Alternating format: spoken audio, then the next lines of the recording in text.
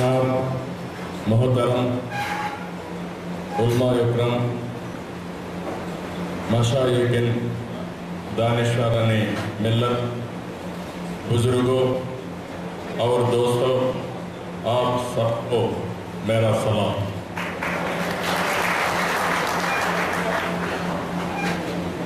सबसे पहले आप सब लोगों को मैं ये कहना चाहूँगा कि तेलुगुदेशम पार्टी एक सेक्युलर जमात है, आगे भी इंशाअल्लाह रहेगी। फिरका परस्त पार्टियों से तेलुगुदेशम पार्टी हमेशा दूर रहेगी, उनसे हरगिज़ तालमेल नहीं करेंगे, ये आप लोगों से मेरा वादा है। हिंदू मुस्लिम के बीच भाईचारा कायम करना और अमन चैन के साथ मिलकर जिंदगी गुजारने के हालत पैदा करना तेलुगुदेशम का अहम मकसद है। आप सबको मालूम है, तेलुगुदेशम पार्टी के दौरे हुकूमत में आप लोगों के लिए काफी काम किए गए। तेलुगुदेशम हुकूमत में दौरे में ही माइनॉरिटी फाइनेंस कॉरपोरेशन कायम करना हुआ, इससे काफी मुसलमानों को माली फायदा हुआ। तकरीबन 7,500 मस्जिदों का तामीर और मरम्मत के लिए करोड़ों रुपयों का ग्रांट तेलुगुदेशम दौरे हुकूमत में देना हुआ। करोड़ों रुपए में खर्च करने के इस रियासत में तकरीबन 500 शादीखाना और उर्दू भवन की तामीर कराई गई। तेलुगुदेशम दौरे हुकूमत में रोशनी स्कीम के तहत कई उर्दू स्कूल कायम करना हुआ और तकरीबन 2000 उर्दू टीचरों को भर्ती किया गया और उर्दू तरीक के लिए करोड़ों रुपए का ग्रांट दिया गया। हैदराबाद में आज हाउस तामीर किया गया और हाजियों के सहूलत के लिए हैदराबाद से जिद्दा को डायरेक्ट फ्लाइट का इंतजाम करना हुआ। अल्लाह के फजल और करम से और आप लोगों के साथ देने से मैं आपके लिए थोड़े बहुत करना में तेलुगुदेशम दौरे हुकूमत में करना हुआ। इंशाअल्लाह और बहुत सारे काम आप लोगों के लिए करना है। इसके लिए आप लोगों की मशवरे की जरूरत है, इसलिए आप लोगों को जहमत देना हुआ। तेलुगुदेशम पार्टी मुसलमानों के साथ थी, है और हमेशा रहेगी। ఈ సందర్భంగా ఇప్పుడే మన పెద్దలందరూ చెప్పారు, ఇంకా మీరందరినీ వినాలని నేను ఇక్కడికి వచ్చాను. ఈరోజు రాష్ట్రంలో హైదరాబాద్లో ఉండే ముస్లిం పెద్దలందరితో అదే మరిగా మత గురువులందరితో సమావేశం కావడం ఇది నా అదృష్టంగా నేను భావిస్తున్నాను. ఈరోజు మీరు ఒక్కసారి చూస్తే అదే హైదరాబాద్ ఆ రాష్ట్రం మొత్తం అని చెప్పి రాష్ట్రం మొత్తం నుంచి వచ్చారు. ఈరోజు నేను బీసీ డిక్లరేషన్ ఇచ్చాను. ఎస్సీలో కూడా కేటగరైజేషన్ కోసం ఏబిసిడి కేటగరైజేషన్ కోసం ముందుకు పోయాను. అదే మరిగా ఈరోజు మీరు చూస్తే ఎవరైతే ముస్లిం సోదరులు ఉన్నారో, ముస్లిమ్స్ ఉన్నారో, మీలో చాలా మంది పేదవాళ్ళు ఉన్నారు. అన్ని విధాలా వెనుకబడున్నారు. ఆర్థికంగా వెనుకబడ్డారు, రాజకీయంగా వెనుకబడ్డారు, విద్యాపరంగా వెనుకబడ్డారు, అన్ని విధాలు వెనుకబడ్డారు. కేంద్ర ప్రభుత్వం కొన్ని కమిషన్లు కూడా వేసింది. రంగనాథ్ మిశ్రా కమిషన్ వేశారు, అదే మాదిరిగా ప్రచార కమిషన్ వేశారు. అందులో కూడా ఫ్యాక్ట్స్ చూస్తే గవర్నమెంట్ ఉద్యోగాలు కానీ, పేదరికంలో కానీ, విద్యాపరంలో కానీ ముస్లిం సోదరులకు ఒకటి ఇక్కడైతే ఎస్సీల కంటే కూడా ఇంకా వెనుకబడున్నారని ఆ రిపోర్ట్లు చెప్పే పరిస్థితికి వచ్చాయి. సామాజిక న్యాయం జరగాలి, జనాభాలో ఉండే దామాషా ప్రకారం అన్ని విధాల బడ్జెట్ ఖర్చు పెట్టడం కాకుండా మిమ్మల్ని ఆర్థికంగా పైకి తీసుకొచ్చే బాధ్యత ప్రభుత్వాలు తీసుకోవాల్సిన అవసరం ఉంది.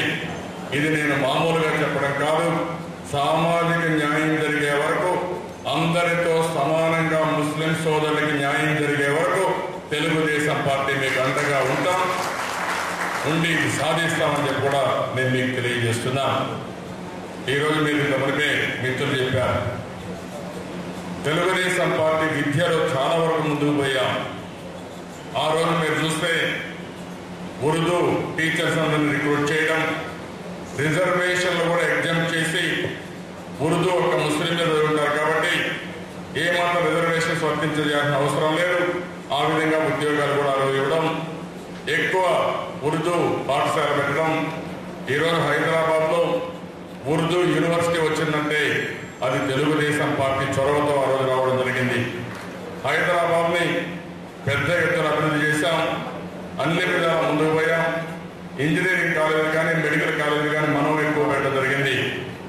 నేను రిజర్వేషన్లు కూడా ఆ రోజు మీరు చూస్తే ఎన్నికల మేనిఫెస్టోలో తెలుగుదేశం పార్టీ రిజర్వేషన్ కోసం మేము ఆ రోజు ప్రామిస్ చేశాం. కానీ ఆ రోజు అందరూ చెప్పింది, అందరూ సజెషన్స్ ప్రకారం మీరు కానీ ఎక్కువగా పోతే కోర్టులో కొట్టేస్తారు, మీరు 3-4% స్టార్ట్ చేయండి, మళ్ళీ దీన్ని పెంచుకుంటామంటే నేను అందరి మాటని ఆ విధంగా పోయాం. అసెంబ్లీలో కూడా అనేక పర్యాయాలు చెప్పాను, అవసరమైతే రాజ్యాంగ సవరణ చేసైనా సరే ముస్లిం సోదరులకు రిజర్వేషన్లు పెట్టాలని తెలుగుదేశం పార్టీ అనేక సందర్భాల్లో చెప్పాం. ఆ రోజు ఆ విధంగా మనం ఫైట్ చేసినప్పుడు, అసెంబ్లీకి వచ్చినప్పుడు కూడా నేను ఒకటే మాట చెప్పాను, అన్కండిషనల్ గా ముస్లిం సోదరులకు రిజర్వేషన్లు పెట్టాలి, మేము సపోర్ట్ చేస్తామని అసెంబ్లీలో మొట్టమొదటిసారిగా సపోర్ట్ చేసింది తెలుగుదేశం పార్టీ చేశాం. అదే మాదిరిగా మీ పిల్లలు బాగా చదువుకోవాలని స్కాలర్షిప్లు ఏవైతే ఉన్నాయో దానికి కూడా నేను హామీ ఇస్తున్నాను. ఈ రోజు మీరు చెప్పే సూచనలన్నీ తీసుకున్న తర్వాత నేను రేపు మీటింగ్ ఉంది, మీటింగ్లో మాట్లాడి ముస్లింకు ఒక ప్రత్యేకమైన పాలసీ పెడతాం, బడ్జెట్లో కూడా నిర్దిష్టమైన బడ్జెట్ మీకోసం పెడతాం. అంతేకాదు అందరితో సమానంగా మీరు పైకొచ్చే వరకు మీకు అన్ని విధాలు రాజకీయంగా కానీ, విద్యాపరంగా కానీ, ఆర్థిక పరంగా కానీ మిమ్మల్ని పైకి తీసుకొచ్చే వరకు తెలుగుదేశం పార్టీ మీకు అండగా ఉంటుంది. ఈ దేశం ఒక సెక్యులర్ దేశం, మీలో ఒక తృప్తి ఉండాలి, అందరితో సమానంగా మీరు కూడా అభివృద్ధి కావాలి. అవసరమైతే ప్రత్యేక శ్రద్ధ ముస్లింల పైన పెట్టినప్పుడే సాధ్యమవుతుంది. అందుకని నేను తీసుకున్న సిద్ధాంతం జనాభా దామాషా ప్రకారం అందరికీ సముచితమైన న్యాయం జరగాలి, అదే మరి సామాజిక న్యాయం జరగాలి. అంతవరకు తెలుగుదేశం పార్టీ మీ అందరితో ఉంటుందని చెప్పి మరొకసారి మీ అందరికి హామీ ఇస్తూ ఫైనల్ గా మీరు చెప్పేటని నేను వింటాను. मेरे लिए और सारे अलम के लिए और इस रियासत और मुल्क के तरक्की के लिए दुआ की दरखास्त आप लोगों को से करता हूँ.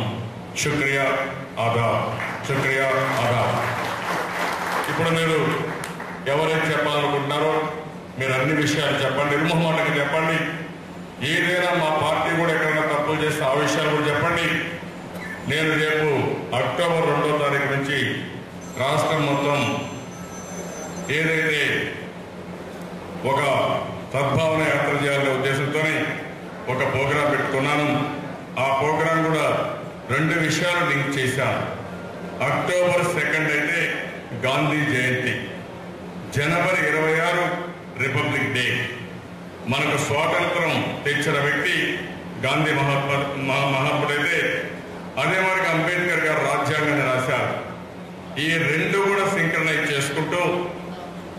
ఏదైతే సామాజిక న్యాయం జరగాలి, అదే మరి స్వాతంత్ర ఫలితాలు అందరికీ సమానంగా అందాలి, అది అందలేదు.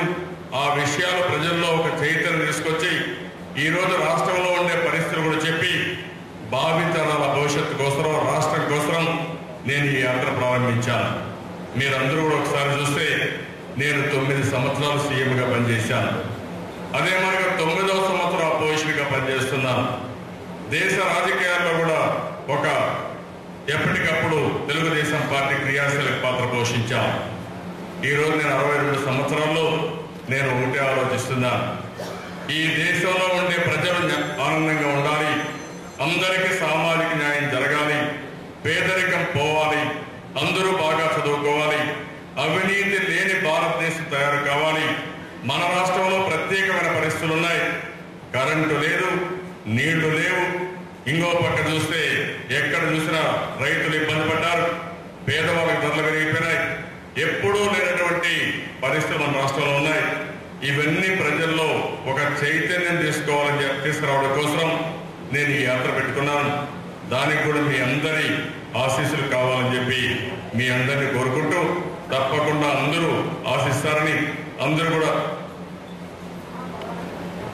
సహకరించవలసిందిగా మరొకసారి మిమ్మల్ని కోరుకుంటూ అందరికీ నమస్కారం తెలియజేసుకుంటూ, ఇప్పుడు మీరు ఏమేమి చెప్పాలనుకుంటారు ఫ్రీగా చెప్పాల్సిందిగా మరొకసారి అందరికీ విజ్ఞప్తి చేస్తూ, తెలుగుదేశం పార్టీ ఒక సెక్యులర్ పార్టీ, ఆ భావాలతోనే పార్టీ పుట్టింది.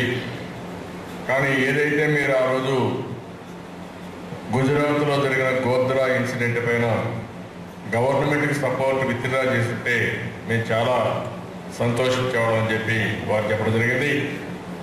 నేను కూడా దాన్ని ఒప్పుకుంటున్నాను. మీరు ఒకసారి చూస్తే ఆ రోజు ఉండే రాజకీయ కంపల్షన్స్లో ఆ రోజు ఎన్డీఏ గవర్నమెంట్కి సపోర్ట్ చేశాం. నేను ఆ రోజు అధికారం మీద నాకు కానీ వ్యామోహం ఉంటే, నేను మంత్రి పదవులు కావాలనుంటే 29 ప్లస్ 6 మంది వాళ్ళు గెలిచారు, మేము 29 30 మంది ఎంపీలు గెలిచాం. 30 మంది ఎంపీలు అంటే 10 మంది మంత్రి పదవులు ఇచ్చేవాళ్ళు. నేను ఆ రోజు సెక్యులరిజం కోసం మీరు ఎట్టి పరిస్థితుల్లో మత సామరస్యాన్ని వైలేట్ చేస్తే మీకు సపోర్ట్ చేసే సమస్య లేదనే ఉద్దేశంతోనే నేను క్యాబినెట్లో కూడా చేరలేదు. మీరు ఆ విషయం గుర్తుపెట్టుకోవాల్సిన అవసరం ఉంది. అయితే నేను ఎన్ని జాగ్రత్తలు తీసుకున్నా, గోద్రా ఇన్సిడెంట్ జరిగింది. గోద్రా ఇన్సిడెంట్ తర్వాత నేను మొట్టమొదటిసారిగా దేశంలో ఈ యొక్క మోడీ రాజీనామా డిమాండ్ చేసిన వాళ్ళలో మొదటి వ్యక్తి నేనే. ఆ విషయం కూడా మీరు గుర్తుపెట్టుకోవాలి. రాజీనామా చేయమని చెప్పి డిమాండ్ చేసి నేనే డిమాండ్ చేశాను. అదే మరిగా అసలు పార్లమెంట్లో కూడా చర్చ వచ్చినప్పుడు బాయ్కాట్ చేశాం. స్పీకర్గా ఉన్న బాలయోగి చనిపోతే తెలుగుదేశం పార్టీ వాళ్ళని స్పీకర్ పెట్టుకోమంటే నేను ప్రొటెస్ట్గా పెట్టుకోవాలని చెప్పి కూడా చేశాం. ఆ రోజు క్యాలిక్యులేషన్లో మిస్టేక్ అయింది. ఆ రోజేగా నేను సపోర్ట్గా విత్డ్రా చేస్తుంటే ఈరోజు మీరందరూ కూడా తెలుగుదేశం పార్టీతో ఉండేవారు. ఆ విషయం నాకు అర్థమైంది. ఆ ఒక చిన్న తప్పు జరిగింది. నేను అందుకనే 2004 తర్వాత నేను చాలా స్పష్టంగా చెప్పి, ఇంకెప్పటికీ కూడా బీజేపీతో కలిసే సమస్య లేదు. ఈ దేశం బాగుండాలంటే మత సామరస్యం ఉండాలి. హిందువులు ముస్లింలు ఇద్దరు కలిసి అన్నదమ్ములుగా ఈ దేశంలో మెలగాల్సిన అవసరం ఉందని ఆ రోజు చెప్పాను. అదే మాట ఎప్పటికీ తెలుగుదేశం పార్టీ కట్టుబడి ఉంటామని మరొకసారి కొన్ని మీ అందరికీ హామీ ఇస్తున్నారు. ఆ విధంగా రాబోయే రోజుల్లో ముందుకు పోతాం. కలిసే సమస్య లేదు. అదే మరి ఇంకో పక్కన సచార కమిటీ ఎన్ని చెప్పారు, సబ్ ప్లాన్ విషయం కూడా మిత్రులు చెప్పారు. తెలుగుదేశం పార్టీ ఒక్కసారి మీరు ఆలోచిస్తే కాంగ్రెస్ పార్టీ ఎప్పుడూ ముస్లిం ఓట్స్ ని ఓట్ బ్యాంక్ గా చూశారు తప్ప ఎప్పుడూ అభివృద్ధి చేయలేదు ముస్లింస్. మీరు ఆ విషయం గుర్తుపెట్టుకోవాలి. సచార కమిటీ వేసింది కాంగ్రెస్ పార్టీ వేసింది, రంగనాథ్ మిశ్రా కమిషన్ వేసింది కాంగ్రెస్ పార్టీ వేశారు. దాని ఫలితాలు ఏమైనా వచ్చాయంటే ఏం ఫలితాలు రాలేదు. మీరు రాష్ట్రంలో మైనారిటీ ఫైనాన్స్ కార్పొరేషన్ పెట్టడం, లేకపోతే 4 కోట్లు ఉండే బడ్జెట్ అప్పట్లో డబ్బులు తక్కువ ఉన్న 64 కోట్లకు పెంచడం, ఇంకో పక్కన ఉర్దూ 2వ భాష కింద 13 జిల్లాల్లో ఆ రోజు ఇంట్రడ్యూస్ చేయడం, ఉర్దూ టీచర్ పోస్ట్ కానీ స్కూల్స్ కానీ పెట్టడం, రోషనీ కార్యక్రమం పెట్టడం, ఆజ్ హౌస్ కట్టడం, నేను ఆ రోజు భారతదేశంలో అందరికంటే మనం ముందున్న అభివృద్ధి కార్యక్రమాలు, తక్కువ బడ్జెట్లో ఎక్కువ అభివృద్ధి కార్యక్రమాలు చేసింది తెలుగుదేశం పార్టీ చేశాం. ఇది కూడా యథార్థం. అయితే సమస్యలు ఇంకా చాలా ఉన్నాయి. నేను అందుకనే ఈరోజు హామీ ఇచ్చింది, జనాభా దామాషా ప్రకారం మీకు సబ్ ప్లాన్ పెట్టాలి. ఈరోజు ఎస్సీలకు 15% పెడుతున్నారు. అదే ఫార్ములా ప్రకారం మైనారిటీ ముస్లిమ్స్ 10% ఉంటే 10, లేకుంటే 11 ఉంటే 11% రిజర్వేషన్లు పెట్టాలి. రాజకీయ రిజర్వేషన్ రావాలి, సబ్ ప్లాన్ పెట్టాలి. అప్పుడే న్యాయం జరుగుతుంది. నేను అందుకనే ఇది ఒక అజెండాగా తీసుకున్నాను. మీకు అందరికీ ఆఫీసులో మీకు చెప్పినట్టు కూడా నేను వింటాను. భవిష్యత్తులో ఈ దేశం, నాకేమాత్రం అనుమానం కూడా లేదు, 20 సంవత్సరాల్లో ప్రపంచంలో అగ్ర దేశాల్లో భారతదేశం ఒక దేశంగా ఉంటుంది. అమెరికా, చైనా, భారతదేశం, ఈ 3 దేశాలే ప్రపంచంలో అగ్ర దేశాలుగా ఉంటాయి. అయితే ఆ సందర్భంలో ఈ దేశంలో ఉండే ముస్లిం సోదరులు పేదరికంలో ఉంటే మాత్రం దేశానికి మంచిది కాదు. అందరితో సమానంగా మిమ్మల్ని అందరినీ పైకి తీసుకొచ్చే వరకు మీ అందరి తరపున అందరికంటే ముందుండి పోరాడతాం. ప్రతి విషయంలో ముందుంటారు.